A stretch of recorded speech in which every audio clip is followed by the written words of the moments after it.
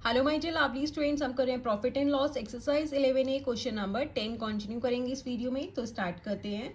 On selling a sofa set for ₹21,600। क्या किया है, सोफा सेट जो है सेल किया है कितने का, 21,600। दैट इज ये हमारा सेलिंग प्राइस है। तो डीलर को क्या हुआ है, इस पे गेन हुआ है कितने का, 8% का। For how much did he purchase it, उसने सेलिंग प्राइस बताया है सोफा का और ये बताया कि उस पर उसे क्या हुआ है, गेन हुआ है।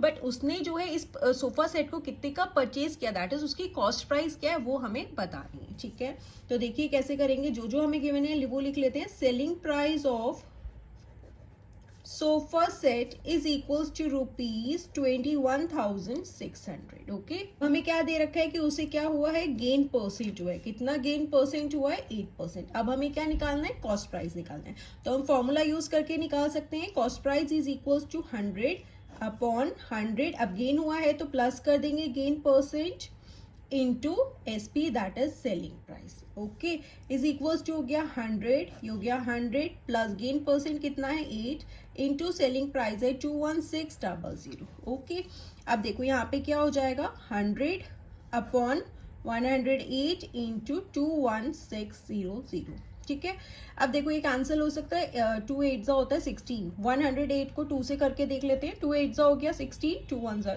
216 हो गया। तो 108 को हम 2 से कैंसिल करेंगे तो 216 हो गया, ये हो गया 00। तो 100 इंटू 200 करेंगे तो क्या हो गया यहाँ पे 20,000। तो हेंस कॉस्ट प्राइस क्या आ गई, सोफा सेट की 20,000 का उसने खरीदा था एंड सेल कितने का किया, 21,600 का। तो गेन हुआ वही 8% का। तो आप यहाँ लिख देंगे hence he purchase it for ₹20,000।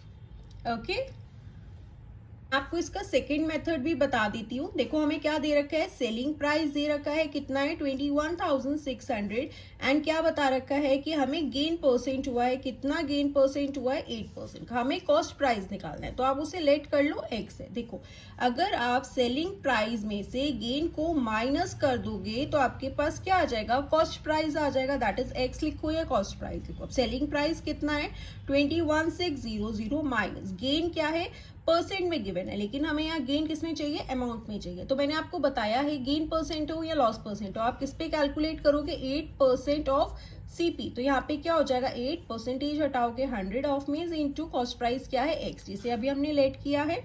तो यहाँ पे क्या हो जाएगा 8 अपॉन 100x। यहाँ तो अब इसे कैंसिल कर दो, 2 4 जा 8, 2 5 जा 10, 0। अब ये कैंसिल नहीं हो गया तो 4 अपॉन 50 x भी लिख सकते हो या 8 अपॉन 100 भी लिख सकते हो। तो हम सिंपली 8 अपॉन 100x लिख लेते हैं इज इक्वल्स टू x। अब देखो माइनस 8 अपॉन 100x अपनी साइड पे, अब ये प्लस x भी साइड चेंज करेगा तो माइनस में आ जाएगा क्योंकि वेरिएबल वाली टर्म्स लेफ्ट हैंड साइड पे आ जाएंगी एंड ये जो नंबर्स हैं कॉन्स्टेंट्स हमारे राइट हैंड साइड पे शिफ्ट हो जाते हैं। प्लस से क्या हो गया, माइनस 21,600 हो गया। ओके, अब देखो आप इसे माइनस तो नहीं कर सकते क्योंकि यहाँ पे डेनोमीटर में क्या है 1 है, जब तक डेनोमीटर सेम नहीं होगा हम माइनस नहीं कर सकते।